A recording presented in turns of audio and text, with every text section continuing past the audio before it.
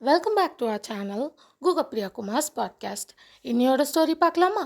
இன்னைக்கு நம்ம பார்க்க போகிற story a glass of milk. ஒரு ஊரில் ஒரு ரொம்ப புவரான பையன் இருந்தான். அவன் வீடு வீடாக போய் சில பொருட்களை விற்று தான் சம்பாதிச்சான். அந்த சம்பாதியத்தை வச்சு தான் அவன் ஸ்கூல் ஃபீஸ் கட்டிட்டு படிச்சுட்டு இருந்தான். ஒரு நாள் வழக்கம் போல் வீடு வீடாக நடந்து போய் பொருட்கள் விற்கும்போது அவனுக்கு ரொம்ப பசி எடுத்துருச்சு. அவன் ரொம்ப வீக்காகி நடக்கக்கூட முடியல. அந்த அளவுக்கு சோர்ந்து போயிட்டான். அதனால் ஒரு வீட்டுக்கு போய் சாப்பாடு கேட்கலான்னு நினச்சான். வீட்டு கதவை தட்டினான். கதவை திறந்தது ஒரு சின்ன பொண்ணு.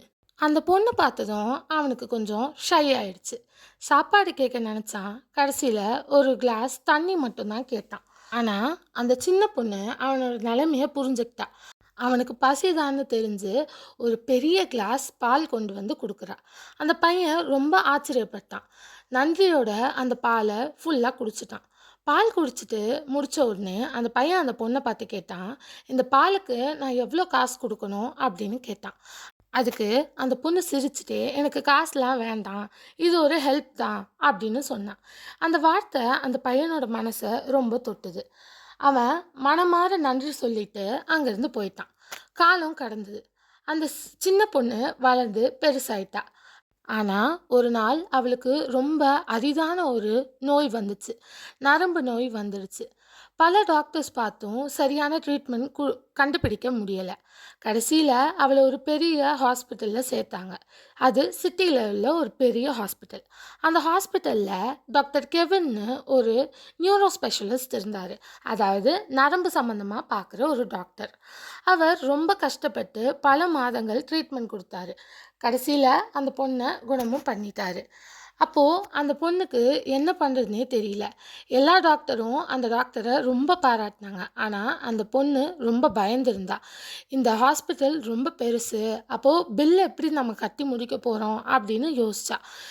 அப்படி யோசித்து கவலைப்பட்டுட்டு இருக்கும்போது கடைசியில் ஹாஸ்பிட்டல் பில் அவள் கையில் வந்துச்சு. பயத்தோட அந்த ஹாஸ்பிட்டல் பில்லை திறந்து பார்த்தா. ஆனால் அதை பார்த்த உடனே அவள் அதிர்ச்சி ஆயிட்டா. ஏன்னா அந்த பில் ஆல்ரெடி கேன்சல் ஆயிருந்துச்சு. அந்த பில்லுக்கு கீழே ஒரு குறிப்பு எழுதி இருந்துச்சு. அந்த குறிப்பில் bill paid years ago with a glass of milk அப்படின்னு எழுதியிருந்தது. அதாவது இந்த பில் பல ஆண்டுகளுக்கு முன்னாடியே ஒரு கிளாஸ் பால் மூலமாக வந்து பே பண்ணிட்டீங்க அப்படின்னு இருந்துச்சு. அப்போ தான் அந்த பொண்ணுக்கு புரிஞ்சுது, அந்த டாக்டர் வேறு யாரும் இல்லை. இந்த ஸ்டோரியோட ஆரம்பத்தில் ஒரு குட்டி பையனை நம்ம பார்த்தோம்ல, அதுதான் அந்த டாக்டர். எவ்வளோ இயர்ஸ் கழித்து அந்த நன்றியை மறக்காமல் அவர் அந்த பொண்ணுக்கு பார்த்துருக்காரு. அதாவது அந்த பொண்ணுக்கு அந்த ஹெல்ப்பை பண்ணியிருக்காரு. It's just a glass of milk. நம்ம பெரிய ஹெல்ப்லாம் ஒன்றும் பண்ண தேவையில்ல.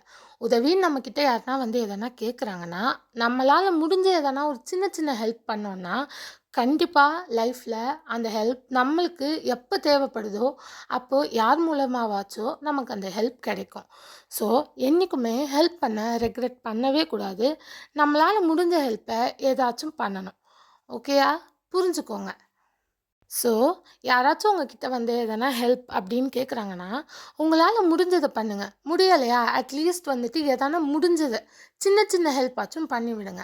கண்டிப்பாக ஃப்யூச்சரில் நமக்கு அந்த ஹெல்ப் எல்லாம் திரும்பி வந்து சேரும்.